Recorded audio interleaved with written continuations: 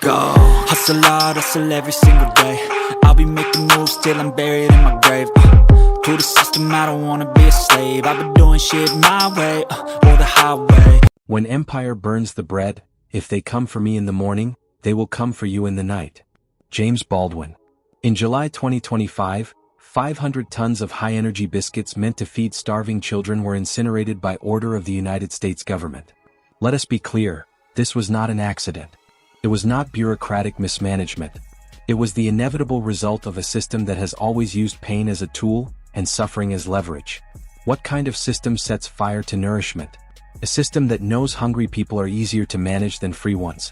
The food had been purchased with taxpayer dollars, packed and ready to go. It sat in a Dubai warehouse for months, with organizations like the World Food Program pleading for permission to distribute it to regions facing acute famine. The US refused. When the food expired, they set fire to it. This was not about safety or protocol. This was about raw power. When an empire cannot control who receives aid, it would rather no one receive it at all. Starvation becomes a weapon, not a tragedy. Capitalism exploits pain, empire controls by scarcity. This is how capitalism enforces obedience, not with whips anymore but by locking doors to food warehouses. Scarcity isn't a failure of the system. It is the system. The people weren't fed because feeding them would mean ceding control. The US government decided that no child would eat unless it got to claim the credit.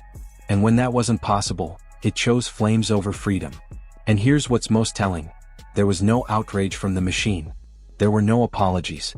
This was business as usual for a system that has always functioned by the logic of domination. The master's tools will never dismantle the master's house. Audre Lorde.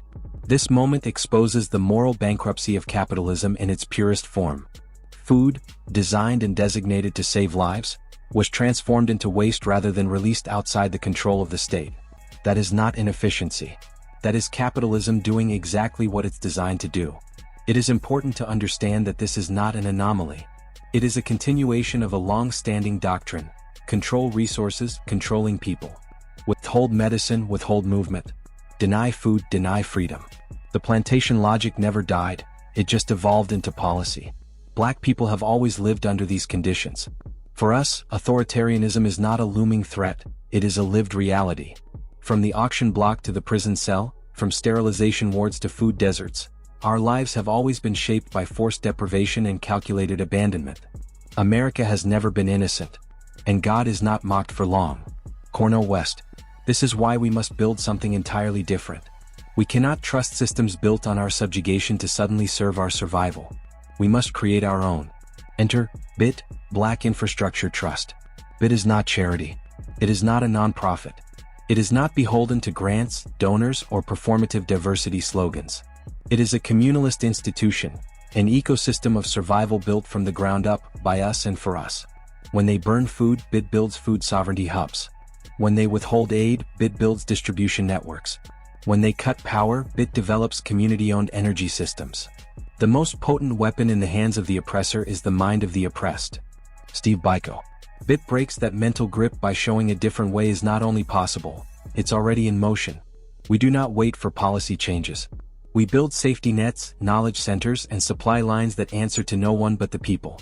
This chapter is not a lament. It is a signal. If they burn bread meant for children, they will burn anything, including the fragile belief that this system can be fixed.